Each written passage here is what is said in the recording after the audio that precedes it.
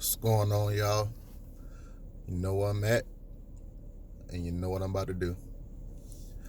YouTube links are posted. Click them, like, subscribe, do all of that. It's early in the morning right now. I got work I got to do, so I'm going to make this relatively short. I want to talk to the bros, and more specifically, the fathers of daughters. Now, I'm only going to speak from my standpoint because I don't have a son, even though I wish to have a son.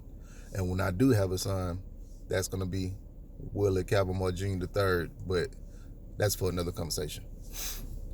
I want to talk about listening to our daughters. Bruhs, fathers, as men, what I'm learning, our role where we can be most effective is when we just be quiet, we sit, and we listen to our daughter's feelings. That's it. That's the video for today. Thank y'all for coming out. But no, for real, we're the people that are supposed to discipline and provide structure, provide a standard to let you know this is the standard. You need to meet it or go above it. Never go below it. That's good. That's what we always supposed to do as men. But when you're dealing with girls, little girls, is more important. I wouldn't say it's more important. It's just important that you learn to listen. You learn to shut up. You learn to listen. Mothers, if you have daughters, listen to your child. Listen to their feelings. They might be a toddler, they might be 5, they might be 15. You need to take the time out to stop trying to be the disciplinarian all the time. Do that when it matters, but also at the same time, be quiet, be still, and listen to their feelings. Because you'll find out a lot of stuff that you didn't know.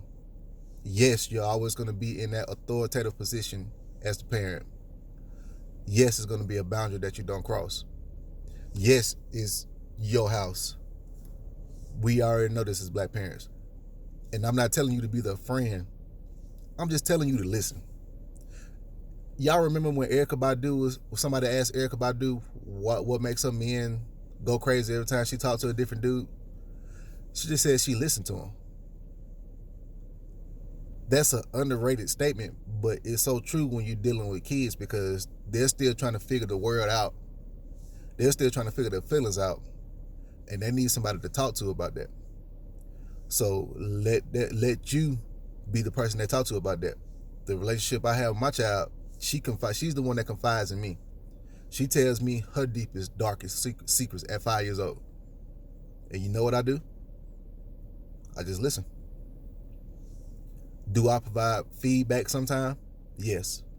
Do I say, no, we're not doing that, that's crazy? Yes. But for the most part, I sit down, I shut up, and I listen. Stop trying to rule with the belt all the time. Don't put them on the tablet. Don't put them on the game. Don't put them on the TV when they getting on your nerves. Go talk to your child and find out what's going on in their life.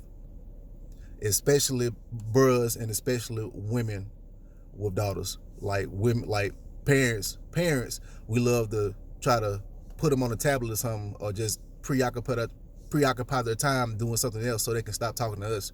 When in actuality, you need to be appreciating every moment that your child wants to come and talk to you, because it's going to be a time where they're not going to want to do that. Especially when they're in a puberty, the preteens, teenage years, they're not going to even want to do that. But if you open up that door now to where you're opening up that line of communication, it'll always be open. They'll always be able to come back to you and talk to you and see what's going on. And it's a very simple concept, but it can be so complex. Just think about you when you were a child and you were feeling some type of way about something. Did you feel like you could come and talk to your parents about it? Or did you feel like you had to hold it in because they ruled with an iron fist, or they just wouldn't quite understand you? Think about it. Think about how much better your life would be if you were able just to talk through those feelings as a child. And we wouldn't have so many adults that are going through life right now through adulthood, not being able to work out their problems, not being able to talk about it. And next thing you know, it blows up and now it's a fight. And now you got all these divorces, you got all these breakups, you got all these domestic disputes. Guess what? Because people didn't listen. You didn't listen. You didn't sit down and be quiet and let your child talk to you. And even if it's something trivial, it don't matter. I'll give an example. So we were in Alabama for Christmas, right? So we came back up to Maryland. Kamala left her favorite dog. Kamala called me crying, talking to me about her dog and how she misses her dog and how she cannot sleep with her and how it's very important to her. Did I say, oh, it's just a dog, we ain't gonna worry about it? Did I say, oh, that's nonsense? No. You know what I did? I listened. And I got her that dog back because I knew how important that was to her. Now, if I wouldn't have listened to her, I just would have been like, okay, it's just a damn dog, we'll get another one. But no, that was very important to her. And that was a life or death situation in her life at that moment in time. So I shut up and I listened. So that's my video for today. Parents, listen to your kids. Do it while they're young. You think that, okay, it might be something trivial, it might be something that's not really worth your time, but trust me, it is.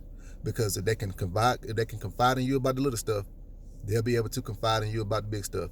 And I'm so glad that me and my daughter had that relationship where she can confide in me about the little stuff and she confides in me about the big stuff. So if your child is not confiding in you, you need to go talk to them, shut up, and just listen. But anyway, your ass up.